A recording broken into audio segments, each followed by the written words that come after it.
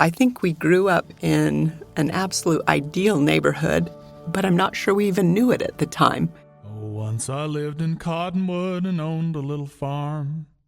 When they called me down to Dixie, it caused me much alarm. To hoe the cane and cotton, I right away must go.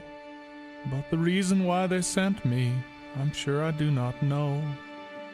Welcome to Not Forgotten, a podcast brought to you by the Doc Booth Foundation and hosted by noted writer Lyman Hafen, who has chronicled the stories, culture, and character of Utah's Dixie for more than 40 years. In the early 1870s, when Latter-day Saint leader Brigham Young made it known where the St. George Temple would be built, he apparently got some pushback. The location he pinpointed was far south of the fledgling frontier village that had been founded less than 10 years earlier. Why build it clear out there in the sticks? The site must have seemed quite random, on a modest rise smack in the middle of a vast sea of sagebrush and creosote and alkali-encrusted dirt. To those who questioned Brigham Young's judgment, it is said he assured them that one day the temple would sit in the center of the city. A century would pass before Brigham's prediction took form, and by the 1980s, citizens of St. George began to see with their actual eyes what Brigham Young claimed to have seen in prophetic vision. And by the end of the 20th century, it had all come to pass. 68 years ago, my parents, along with myself as a toddler, moved into a new home that stood almost in the shadow of the St. George Temple. It was a brand new house on 600 South, on what was then the far southern fringe of St. George. It was our first home, my parents having begun their marriage a year or so earlier in a basement apartment near downtown. It was modest, even by 1950s standards, yet it still stands, and nearly 7 decades later, it is still the warm, comfortable, and beautiful abode of my parents who have never had the desire to leave it. I don't know if they knew then, or even now, how many square feet it had. Such questions were not an issue in those days, and hardly matter now. Over the ensuing half-century, the house has been remodeled several times and added on to once. But it is still the same house I grew up in, and it is still, for me, the physical and emotional definition of home. In a world where transience has become the norm, I feel grounded and reassured in knowing that the house of my boyhood is still there, and its door is always open to me. But that's just part of the story. Not only have my parents lived in the same home, on the same street, in the same town for nearly 70 years, so have their next-door neighbors on both sides. All three of those couples, Jack and Mabel Holt on the east, and my parents, Kelton and Peggy Hafen, in the middle, and Richard and Ferris Mathis on the west, moved as newlyweds into that brand new neighborhood on the edge of town and have happily, harmoniously, and prosperously lived there ever since. All three couples raised their families there, and all three still welcomed those children and their children back to that special place called home. Mabel, Peggy, and Ferris were each stay-at-home moms who made the neighborhood a delight for all the kids who played under the mulberries. They made life beautiful and secure and opened the doors for each of us to pursue our dreams, all the while contributing their individual talents in meaningful ways to improve the community. Richard Mathis was a pioneer in the savings and loan and banking industries in St. George. Jack Holt was an innovative motel owner and entrepreneur who always reminded me that the secret to success was early to bed, early to rise, work like heck and advertise. But Jack never used the word heck. He was a renowned outdoorsman and hunter, and it wasn't until I was an adult that I learned Jack was a personal friend of the legendary actor Gary Cooper. And on many November days, as I played under those mulberry trees and watched him drive off in his pickup, he was on his way to meet Mr. Cooper and take him goose hunting down in the river bottoms. When you go to a concert of the Southwest Symphony, you will find the names of Jack and Mabel Holt listed on the program as founding patrons. And then there's my dad, who worked his day job at OK Rubber Welders up on the boulevard so he could saddle up and be a cowboy in the evenings and on weekends. He was among the founders of the Washington County Mounted Sheriff's Posse, and by the time I was 8 years old, he and his brothers had assembled the financing to purchase their uncle's ranch out in Clover Valley, Nevada. And ever since, the house on 600 South in St. George has remained home base, while the ranch is where his heart has resided. Perhaps it's not that unusual, but I wonder how often you would find three couples, all still living and still married, who resided side by side in the same homes for 65 years. I repeat, 65 years. And remained friends through it all. It may sound like a trivial question to most people, but to me it represents something about the idea of home which defies description. It struck me the other day as I was visiting my parents on 600 South, how they and their neighbors literally lived out Brigham Young's prophecy. In recent years, the city has completely engulfed the little neighborhood they moved into all those years ago. When I grew up there, I simply had to cross the street to the south to enter another world, a world of wide open spaces where animal trails wound through the creosote and mesquite trees, and the fence-lined fields of dairy farms stretched all the way to the Virgin River. My parents and their neighbors lived a quiet life there on the edge of town in the shade of the mulberries, where lizards and jackrabbits strayed onto their front porches. These days, they're hemmed in by a city that's hemorrhaged all around them. In order to leave the neighborhood, they're forced to merge into an endless stream of traffic zooming every direction. More cars backed up at one stoplight than they could have counted in a week 60 years ago. Somehow for me, it was comforting to know that amid all this growth and change and acceleration of life, there were still three couples living comfortably and quietly next door to each other in the very heart of town. Three couples who represent the history and the spirit and the hope of this town, right there in the shadow of the St. George Temple. That's a piece I wrote several years ago. My parents live on a street and next door to two other couples, and they had been there at that time for 65 years. And I really did wonder, you can go all over the place where you'll find people who live next door to each other everywhere for long periods of time. But we're talking 65 years here, and we're talking that they were still married, they were still alive, they were still in the same home, they were still friends, and that existed through almost 7 decades. And today, I am so happy. I just feel blessed to be joined in the studio by two of my neighbors, two of my wonderful neighbors. They're younger than me, and I think that's great because they have a perspective of the neighborhood that goes even deeper. And they represent the spirit that I'm talking about. I want to introduce Diane Holt Amundsen. Diane grew up next door to me on the east, and David Mathis, who grew up next door to me on the west. And I think we all feel like we are just the most blessed people to have been born and to have grown up right there in that spot.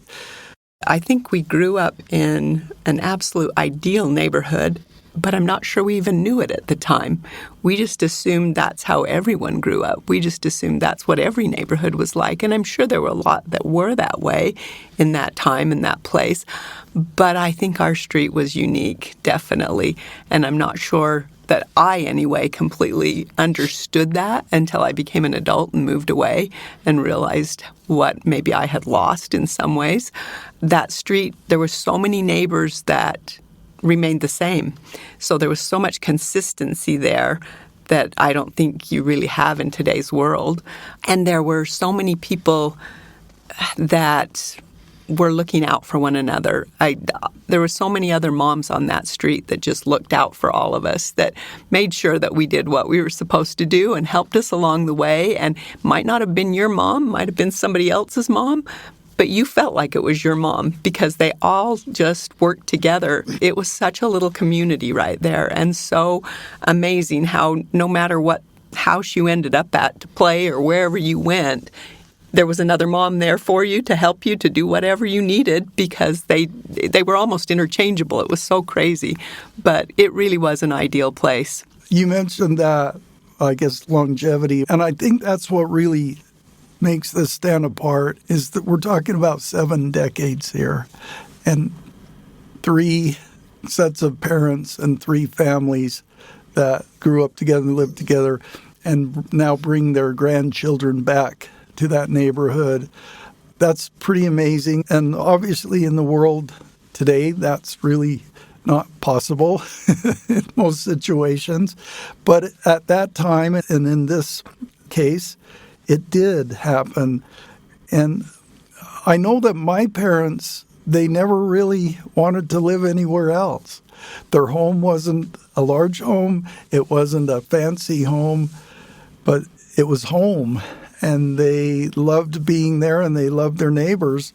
And we live in a time now where we want to maybe upgrade or move on or whatever that might be. But Dave, what kept your parents and your family right there? That's a good question. I don't know the answer to that. I should have asked Dad. Actually, there was some discussion in my family, my parents, of moving elsewhere, probably in the mid-90s.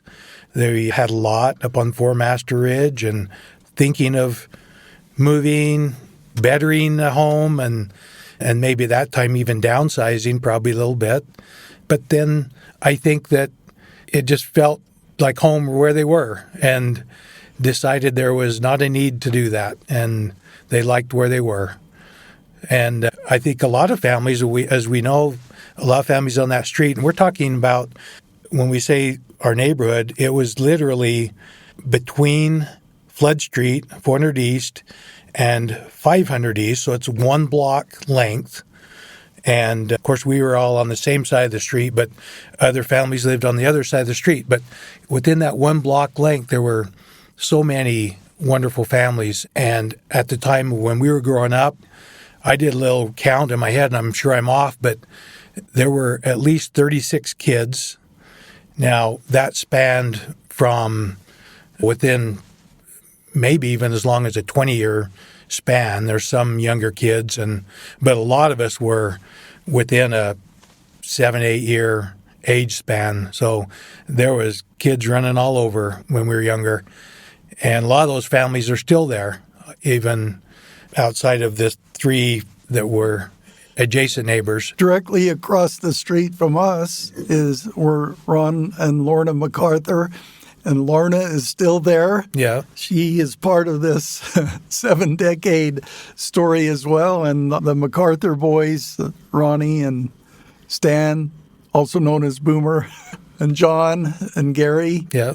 Those boys, we all grew up together there. I'm a few years older than both of you, and so my interaction with kids was with kids that were older than you. But all through that, like you see, through that 20-year period, there were a lot of great people and a lot of friends. I'm also thinking maybe breaching that 500 East line over to the Langs, George and Karma Lang, who were so awesome. And Curtis Lang was one of my best friends. And then the Willards, Kevin Willard was a great friend of mine just on the other side of that street. But right there with the Frys, Kelton and Billy Fry and Wes and J.K. and Marlon. Can you name the Holyoaks? Holyoaks. And they had quite a few kids. Ben and Gail Holyoke were right across the street from you and I. Then there were the Bensons. Yeah. And then the Crawleys. Over on the corner was the Chamberlains. And the Bradburys on the east end of that block. And I remember the Jennings, Richard Jennings family with Jeff and Brad and all of their family. That was way back before you guys on Flood Street and 600 South. We could go on and on. Yeah, and as I was thinking, I got thinking, I don't really feel good about just making it about our families because I'm not sure the greater world is that interested in that. but to expand it a little bit beyond there, just that close-knit neighborhood, there were a lot of families just around there. Half a block down was 650 South. That was lined with families with young kids. And as you mentioned, a few other neighbors across the street. And as I got thinking, I'm thinking how this relates to your wider audience. And I think there are some themes common to all of your listeners' upbringing, possibly, that they have maybe some close neighbor they grew up with, either next door, across the street, whatever, and really have fond memories of those relationships and associations. And so I think that's what we're saying, even though there were some uniqueness in the length of time that our families have remained together. And that's true. Our experience is a universal experience. Everyone has their neighborhood and everyone has their fond memories. And we're focusing on these three couples, these three amazing couples. And they're also really unique couples. No two of them are really very much alike. My dad's an old cowboy, and Dick Mathis is one of the leading businessmen of his generation. And Jack Holt is Jack Holt. He's in his own category.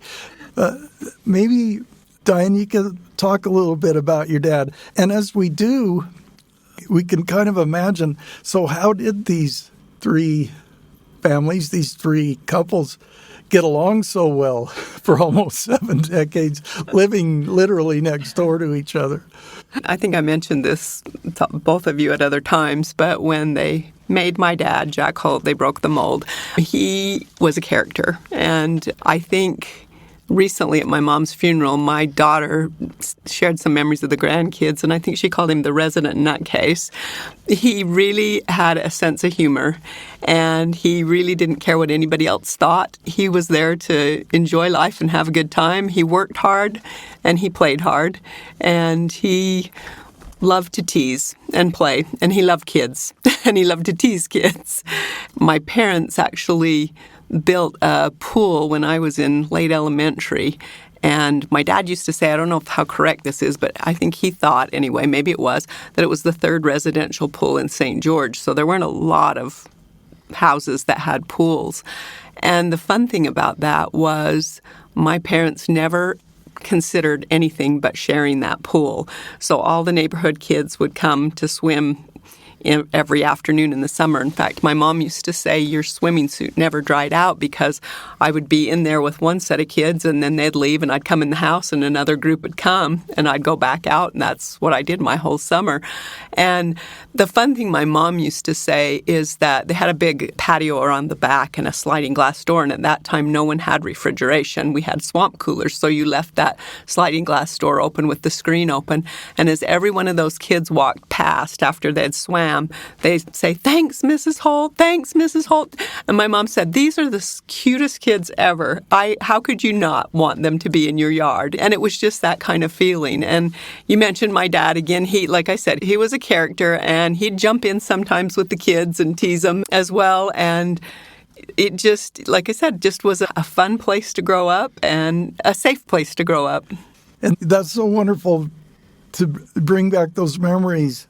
Diane, because I was a little bit older when that pool was built, but it was like, I have a next-door neighbor with a swimming pool. This is pretty amazing. And nowadays, that's not that big a deal, but that was huge. And at the time, I don't think, it wasn't that he had any more money. There were a lot of people that had chosen other things like cabins in Pine Valley or things like that.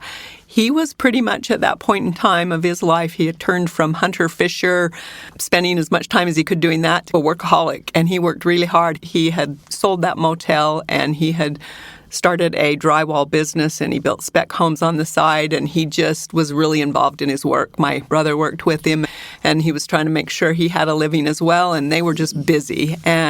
But at that time when he built the pool, I think the reason he did it is he thought it would be something he could be there with. He didn't have to go anywhere. We really didn't go on vacations. We didn't do anything else. The pool was it.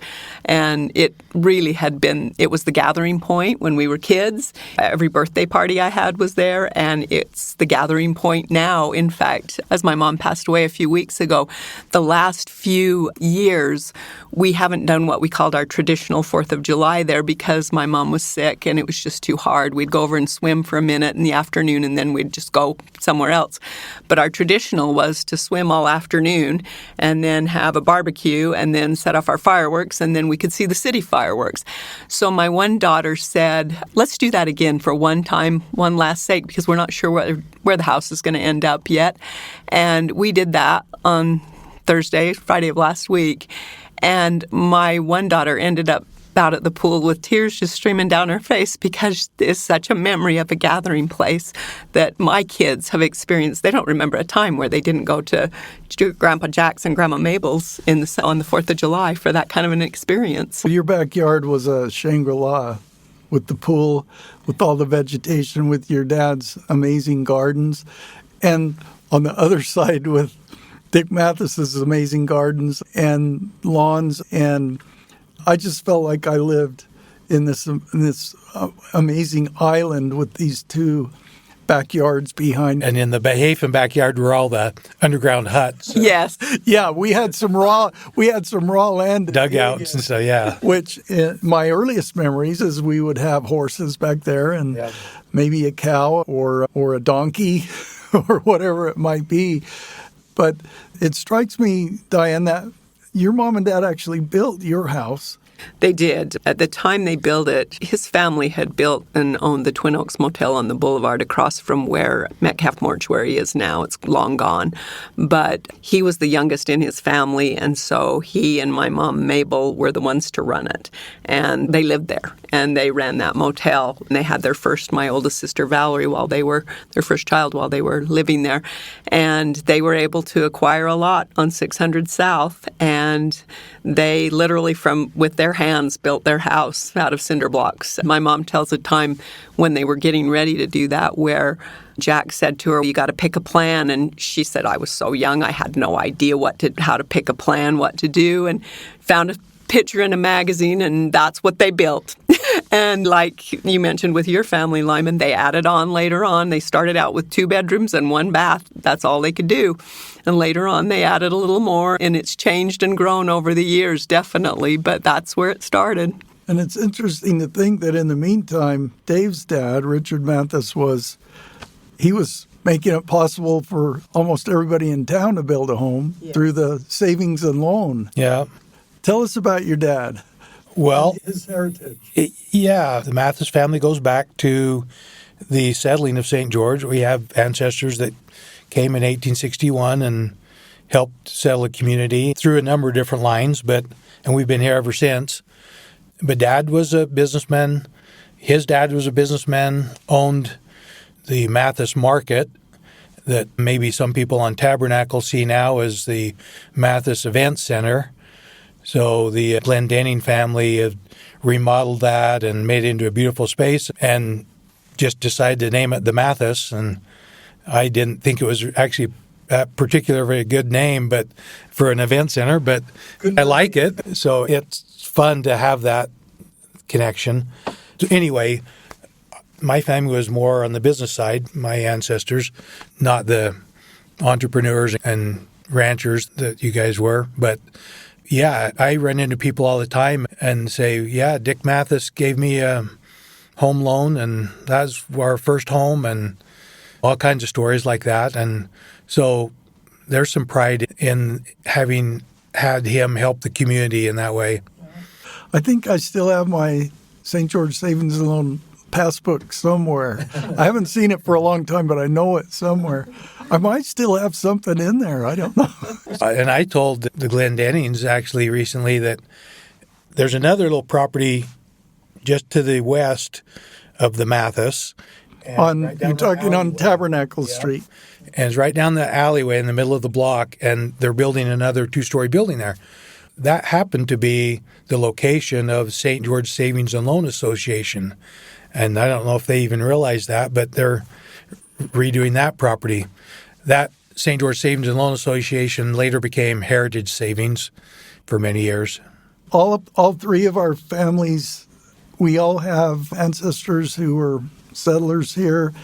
And then in the mid-1950s, that generation of our parents, they started a new kind of a transition into the modern age, building their home and living in a kind of a suburban neighborhood and raising their family in that kind of situation. I think of my mom. My mom grew up in San Juan County, which is where your mom, yes, Mabel, was born, in Blanding. Yes. And she came here to Dixie College and met my dad. She came from a ranching tradition there and came, and Dad and Mom, they built their home there on 600 South. And like I've said, that's where they wanted to be. That's where they stayed. But from there, Dad went out to the ranch. And so there was the home base here in town, but he was also out at the ranch a lot. And the dynamic of these three families is completely different. And yet there was this cohesive, neighborly feel that existed for all those decades. Yeah, I don't think that there was any time when they weren't friends.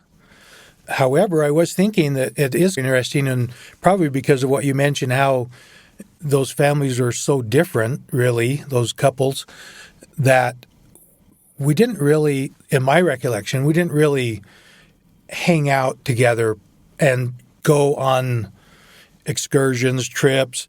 I've been to the Hafen Ranch in Barkley. I've been to Lake Powell with the Holts, and that happened over many years, but we didn't really do a lot of things together, in my recollection. I could be wrong. No, I think you're exactly correct. But I think there's something really awesome about that, because you don't have to be the same and do the same things and go together to be good neighbors and to love each other for decades.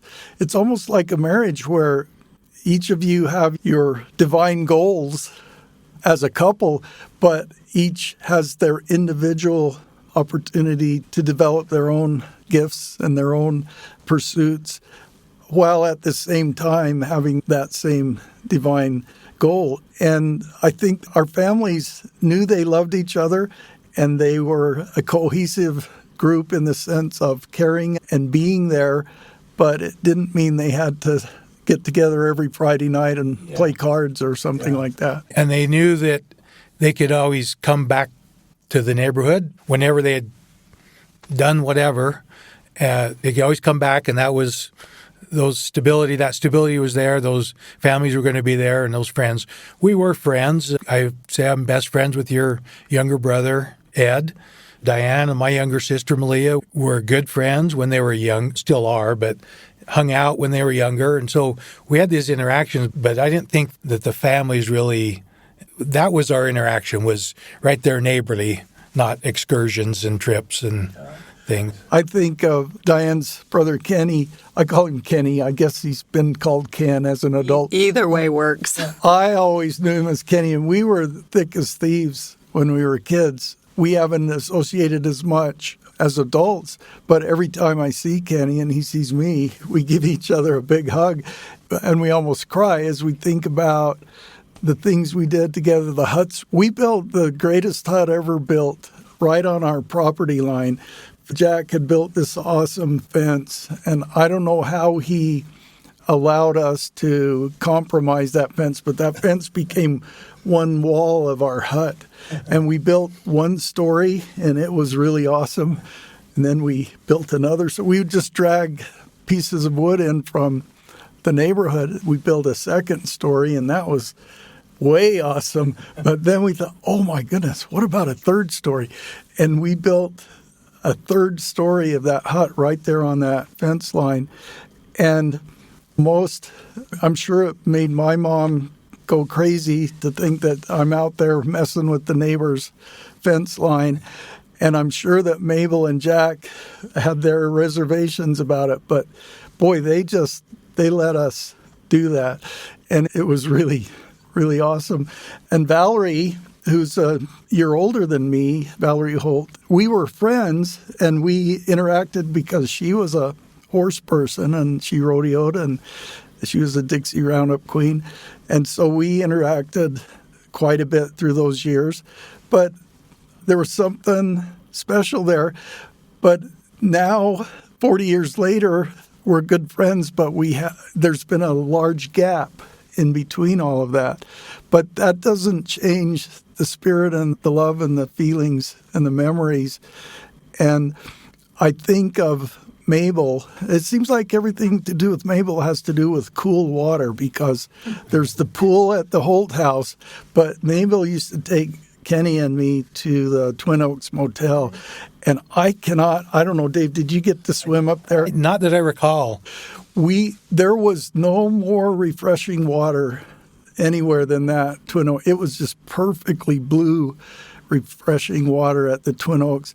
Although I have to take that back, because Mabel also would take us to Vail. Nice. And to the Vail pool. And that water, between the Vail pool and the Twin Oaks pool, I've never been in more refreshing water in my whole life. Maybe it's just because it was so hot. But anyway, I equate all these memories with my dear neighbors, and I just feel like we're blessed. Definitely. And you mentioned that about the water, and I think that my family had an affinity for it. That was the one thing that we had going for us. And we had a boat, so we went to Lake Powell. We didn't go anywhere else. But I was the youngest in my family by about 7 years, younger than my brother, and my sister was older than him. And so we quite often, they were older and not going, or they were gone. I would drag Malia Mathis, David's little sister, and we would go over there with my mom and dad and the two of us and spend time on the water. But by the same token, I can remember Dick Mathis loading all the kids in the neighborhood up and taking us up on the Red Hill for a hot dog cookout and letting us hike all over. That wasn't something my parents did, but I was so blessed because I got to go with the Mathises. And I never really got to see the huts because I was a girl, and girls weren't allowed. You were not allowed. No, but Ken did. And I remember him over there building those huts, and I'd look over the fence and think that was the most amazing thing I'd ever seen in my life. So those are all things, like I said, every one of them brought their own uniqueness to that neighborhood, and us kids all benefited from it. I actually looked up on the county website. Both your homes were built in 1956. My home was built in 1959. But what I didn't know is that some of the homes across the street actually predated those. Really? According to the county, the Benson's home was built in 1950. Oh. Crawley's 51. Chamberlain's 52. Holyoke 53. Wow. MacArthur's 57. Fry's 61. Wow. I had to look up some of the others. That is really interesting, but it makes sense. Those homes, the Bensons and the Crawleys, those were earlier homes. And you mentioned I think you read in your article that you didn't know the size of it and it didn't matter. And that's available on the county. And they're little homes. They're small. Yeah. So I do really appreciate the Holts, who, Mabel in particular. Jack was working all the time. But Mabel was so gracious in letting all of us neighborhood kids show up on her doorstep, sometimes twice a day. I can remember many hot summer days when we went to the Holt pool twice. And I tried to tell her thank you all the time when I could. and even later thank her for that. Because I grew up in the Holt pool. It's hard to imagine how much time we spent there. But it is interesting and funny to think that Jack had come home from a hot day of work and he wanted to jump in his pool. And so he would come out, and it was known that you clear the way for Jack. It's his pool. He can do it whatever he wants. But he would announce as he come through the gate, "Watch out, I'm bringing my beautiful body to the pool." And he'd get up on the diving board and give out the mating call. The mating call, which was a Tarzan, that's what I couldn't think of, Tarzan yell as he jumped into the pool. And it was quite a sight to see, but everyone let him have his way there. But anyway, that was great times. He probably spent a lot of time telling all these stories that he had to the neighbor kids as well. I'm sure David remembers things like Side Hill Dingwampies and Cobwana, and they built a jacuzzi as well that was in a little room off the patio that was near the pool, and he used to tell stories about how he bathed in that, and then he sold that water to people around the neighborhood so they could get the vibes. And after I was married, we lived in their apartments, which was down the street or across in the other block. And one night, I think it was New Year's Eve, my husband and I were up and just waiting for New Year's. I don't even know what we were doing, but we could hear him and my mom and some of their friends. I think it was Marv Jones that lived up the street. And we could hear them laughing clear over in our apartment, a block and a half away, and laughing and carrying on. So the next day I said to my mom, "What in the world were you guys doing?" And apparently he had taken his swim trunks and put another pair of swim trunks inside it. And once he got in the pool, he'd let that spare pair of swim trunks float to the top. And all the women were having a fit. So he was a character. He liked to tease, and he liked to try to get the best of you. He really was in a category of his own, which was so wonderful. I remember you could swim, but you could also go in, and he would sit down at the piano and play Boogie Woogie. Yeah. And, I mean, that was during the Jerry Lee Lewis time, and I thought he was Jerry Lee Lewis when he was on that keyboard playing, and it was just amazing to see this guy who you know as your next-door neighbor, but then he sits down on the piano and he becomes somebody completely different. He had some rough edges for sure, and he was definitely not what you'd consider politically correct in this time and age. He just said it like it was, but he was an anomaly. He'd come home from working in these houses that were probably 130 degrees as he was spreading drywall mud, and he would lay down on his beanbag in front of their stereo system, which was one of those great big console stereo systems, put on his headphones and listen to Mozart's Requiem. He loved classical music, he loved music, and he took a little bit of piano when he was younger. Both his parents were musical, and he could play pretty good if he'd have done something with it more, but he really enjoyed music. And see, that was that just seemed so non sequitur. Yes. And when my wife Debbie plays in the symphony, and she's played there for decades. And through all those years, I would always see Jack and Mabel seated right at the front of the auditorium at the symphony concert. Yeah, it didn't quite fit. That's Jack Holt. He's the guy that takes me out dove hunting, but I don't get to shoot. I have to go out in the field and rustle up all the doves, and then he shoots, and I feel all the BBs coming down on my head.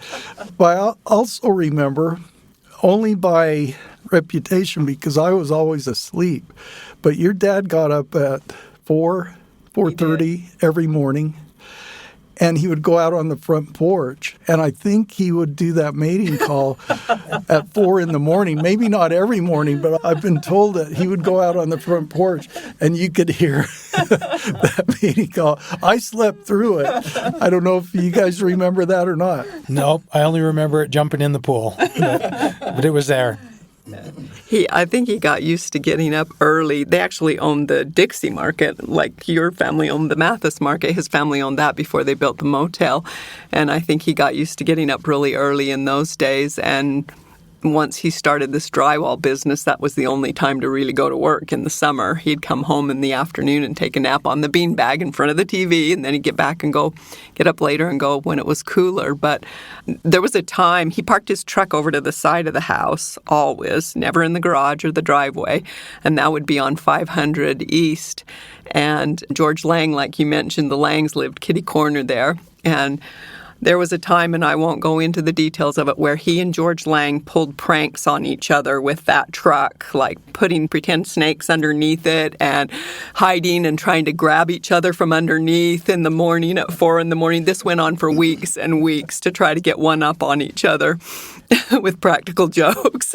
One of the things that we focus to in this podcast is this whole idea of the Dixie spirit. And I think that everything that we're talking about today is our own personal version of that Dixie spirit. And I think that it comes through the generations. And I think it is special, and I think it's unique. But what is the Dixie spirit to you guys? To me, it's something, but I can't define it. I'm not very well spoken. I always tell people that's why I like reading what you write. It's exactly what I feel. I just can't express it in the words. But the Dixie spirit is, to me, it's community, it's caring for your neighbors, it's loving the area, helping the area to flourish. And there's lots of volunteer opportunities to be involved in the community. We talked about Jack Holt supporting the arts. And if you knew Jack, that is surprising. But different things like that. My dad was in the Kiwanis Club and helped light off the fireworks at the Sun Bowl for a long time. And those kinds of things that just make a community and make Dixie great. Diane? I agree. I think David's right. It's hard to define it. Community comes to mind, but I know they always say that once you've lived in St. George, you have that red sand in your shoes and you can never get it out. And as a kid, I don't think I understood what that meant. When I graduated from high school, I was pretty anxious to leave. It was a very small town, and I thought there was a whole wide world out there waiting for me. And a year or so later, I was married at that point. My husband and I decided to move back up to Salt Lake, where he was from, so we could both go to school. And I was so excited. I thought this was going to be a grand adventure. I think I was up there 2 weeks, and I was ready to go back home. I wanted that red sand in my shoes. I missed every single thing about St. George. And it took us about 10 years before we were able to come back. And during that 10 years, there were times we thought we probably wouldn't come back. But when we ended up back here, I can't even say how amazing that has been for my life and to be able to raise my kids here. Again, just a sense of community, a sense of belonging, deep, deep roots. Whether you're from here or not from here, I think you become adopted into that community and those deep roots. And I think it's just unique. It's just a place like no other. And I agree with David. It's hard to describe, but it's there. I'm looking at the two of you, and I'm thinking, okay, we grew up together next door to each other, but where do we live now? In a mile or maybe a mile and a half. Yes, that's true. In Santa Clara. Yeah. And moving out there felt like I was moving so far away because I'd been essentially my whole life in the middle of town, in between the Black Ridges. Yeah. And I felt like a long ways away, and now it's not. It's true. I've told this story before, but my wife Debbie grew up in Santa Clara, and when she was a little girl, they would come to town once a week. In other words, from Santa Clara to St. George on Saturday, once a week. And how many times do we make that trip in a day between Santa Clara and St. George? Mom used to go out to the Rose Garden Nursery in Santa Clara, and she'd drag me with her, and I would think, all the way over there? It takes so long. Yeah, so boring. Yeah, you're right. Now it's a short trip. But it just strikes me that we're so blessed now that we live in the same neighborhood, albeit Santa Clara, and that same spirit is there. And our neighborhoods are special. And what we're talking about with our parents seems unique, and it is unique, but we can and do still create wonderful neighborhoods where we live now. And I think that's one of the blessings of living in this area is wherever you move in, you're going to find that same kind of neighbor, that feeling of special neighbors that might not last 70 years or 65 years, but it's special. You guys, thank you.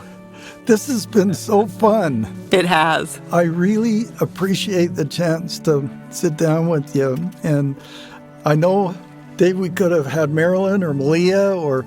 Annette had told better stories. No, I guess what I'm saying is maybe I did go to my Santa Clara neighbors because we could have had Valerie, we could have had Kenny. We don't have room in the studio for everybody. You two have done such a beautiful job, and you've carried that load of sharing that story on behalf of your families, and I just want to thank you for that. Thank you. Thank you for inviting us. It's been fun to go down memory lane. The Doc Booth Foundation is dedicated to empowering individuals through educational opportunities and promoting mental health advocacy. Through scholarships and funding for important community needs, the foundation perpetuates the can-do spirit of the founders of this community, using the lessons of the past to chart the course for a better future. Make your tax-deductible donation at docboothfoundation.org. Not Forgotten is produced by Ricky Valadez and made possible by the generous support of St. George Area Zag Stores, industry-leading tech support and accessories. Lyman Hafen's books can be found at lymanhafen.com. Once I lived in Cottonwood and owned a little farm. When they called me down to Dixie, it caused me much alarm. To hoe the cane and cotton, I right away must go. But the reason why they sent me, I'm sure I do not know. We came to Dixie, and we called it